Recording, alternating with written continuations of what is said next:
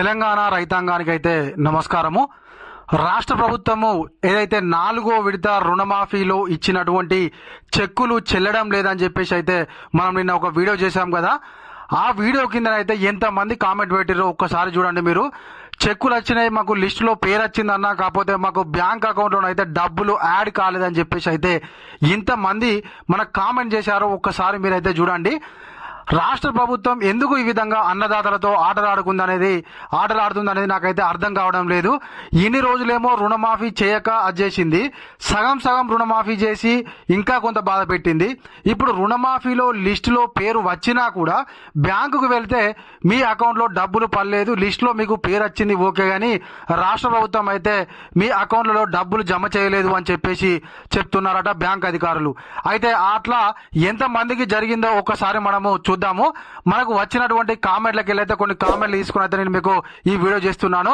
తప్పకుండా వీడియోని అయితే చివరి వరకు చూడండి. ఇంకా మీలో ఎవరైనా మన ఛానల్ను సబ్స్క్రైబ్ చేసుకున్నట్లయితే వెంటనే సబ్స్క్రైబ్ చేసుకోండి, ఓకేనా. ఇప్పుడు మనం ఒకసారి కామెంట్లను చూద్దాం. మాకు లిస్టులో పేరు వచ్చిందన్నా కానీ డబ్బులు పడతలేవు అకౌంట్లో అని చెప్పేసి మనకైతే ఒక అన్న కామెంట్ పెట్టిండు. అదేవిధంగా ఇంకో అన్న లిస్టులో పేరు వచ్చింది కానీ అమౌంట్ రాలేదు. అదేవిధంగా అందరూ అంటే సేమ్ అన్న, మాకు లిస్టులో పేరు వచ్చింది, రుణమాఫీ వచ్చిందని సంతోషపడాలా, డబ్బులు అకౌంట్లో పడలేదని చెప్పేసి బాధపడాలా అని చెప్పి అన్నదాతలకైతే అర్థం కావడం లేదు. ఓ పక్క రుణమాఫీ కానటువంటి అన్నదాతలు బాధపడుతుంటే సరే అయిందిలే కొంతమంది, కానీ సంతోషపడాలా, అమౌంట్ పడక బాధపడాలా అని చెప్పేసి అన్నదాతలకైతే అర్థం కావడం లేదు. మరి ఎందుకు ఇట్లా పనికిరాని చెక్కులు ఇచ్చి అన్నదాతలను బ్యాంకుల చుట్టూ తిప్పుకుంటా వాళ్ళ యొక్క పనిని వృధా చేస్తున్నారు. ఇప్పుడు మనకు సాగు మొదలైనటువంటి సీజన్, ఈ సీజన్లో వాళ్ళు బ్యాంకుల చుట్టూ లేకపోతే ఏవోల చుట్టూ వాళ్ళ చుట్టూ వీళ్ళ చుట్టూ తిరిగితే వాళ్ళకు ఎంత టైం వేస్ట్. మీరు ఇచ్చేదేదో కరెక్ట్ చెక్కులు ఇచ్చేది ఉంటే అమౌంట్ యాడ్ అయితే వాళ్ళకి ఇన్ని ఇబ్బందులు అయితే ఉండవు కదా.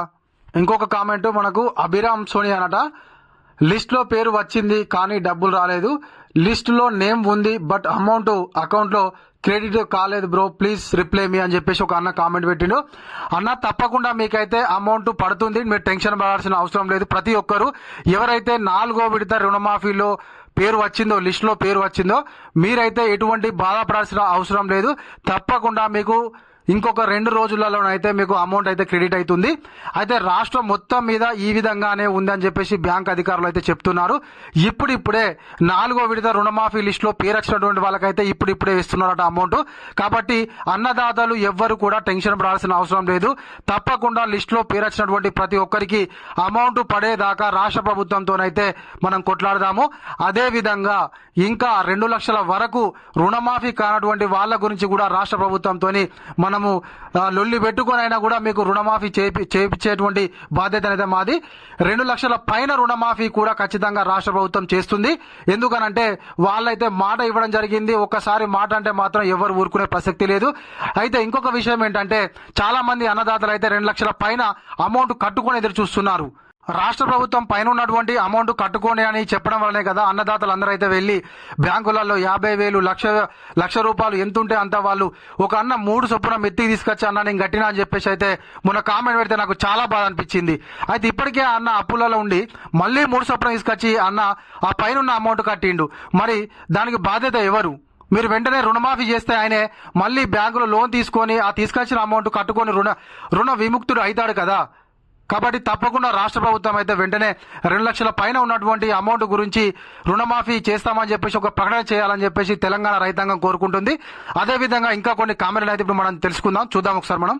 అన్న, మా గల్ఫ్ పోయిన వాళ్ళ భార్యల పేరు మీద ఉన్న క్రాప్ లోన్ గురించి ఏమైనా తెలిసిందా అన్న?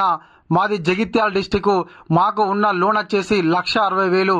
పాపం అన్నలైతే జగిత్యాల నుంచి వెళ్ళి వలస వెళ్ళినటువంటి వాళ్ళ భార్యలు ఏవైతే ఉన్నారో వాళ్ళ పేరు మీద ఉన్నటువంటి క్రాప్ లోన్లు అయితే మాఫీ కావడం లేదట. ఎందుకంటే మీ పేరు మీద పట్టా పాస్బుక్ లేదని చెప్పేసి వాళ్ళకైతే మాఫీ చేయడం లేదట. మరి ఆ బ్యాంకులు ఏ విధంగా వాళ్లకు లోన్లు ఇచ్చాయి, మరి వాళ్ళకి ఎందుకు మాఫీ చేయడం లేదు? పాపం వాళ్ళు పొట్ట చేత పట్టుకొని బతుకు తెరువు కోసం అని చెప్పేసి గల్ఫ్ పోతే మరి వాళ్లకు రుణమాఫీ చేయాల్సినటువంటి బాధ్యత తెలంగాణ ప్రభుత్వంది కాదా? మరి ఇక్కడ వాళ్ళకు ఉపాధి దొరకనే కదా వాళ్ళు గల్ఫ్ దేశాలకు వెళ్ళి బతుకు తెరువు కోసం వేయరు కదా. మరి వాళ్ళ గురించి ఒక్కసారి రాష్ట్ర ప్రభుత్వం అయితే ప్రత్యేక శ్రద్ధ చూపెట్టి తప్పకుండా రుణమాఫీ వాళ్లకు చేయాలని చెప్పేసి అయితే పేరున కోరుకుంటున్నాము. గతంలో కూడా నేనైతే ఈ యొక్క గల్ఫ్ పోయినటువంటి వాళ్లకు తప్పకుండా రుణమాఫీ చేయాలని చెప్పేసి గతంలో 2-3 వీడియోలు కూడా చేశాను నేను. కాబట్టి తప్పకుండా మీరైతే ఇంకా ఎంతమంది గల్ఫ్ పోయి ఉండి మీ యొక్క భార్యల పేరు మీద ఉన్నటువంటి రుణమాఫీ కాలేదో వాళ్ళు అన్నలు తప్పకుండా మీరు కింద కామెంట్ చేయండి. అదే విధంగా మీకు కుటుంబ నిర్ధారణ జరిగిందా లేదా అనేది కూడా కామెంట్ చేయండి. ఓకేనా? మీకు లోన్ అమౌంట్ ఎంత ఉంది, మీ ఏవోలను అడిగితే ఏమంటున్నారు అది కామెంట్ చేయండి. తప్పకుండా వీడియో చేద్దాము. మన వీడియోనైతే ప్రభుత్వం తప్పకుండా చూస్తుంది కాబట్టి మీ యొక్క రుణమాఫీ గురించి రాష్ట్ర ప్రభుత్వం ఏదో ఒక నిర్ణయం అయితే తీసుకుంటుంది.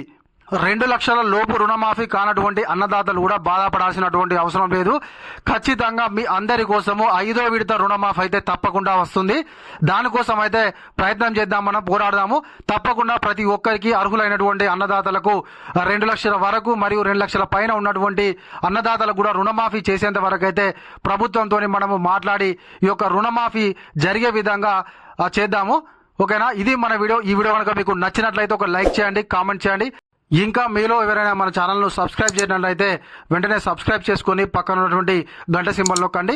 నేను చేసేటువంటి కొత్త అప్డేట్ వీడియోస్ అయితే మీకు త్వరగా రావడానికి అవకాశం ఉంటుంది. Thank you.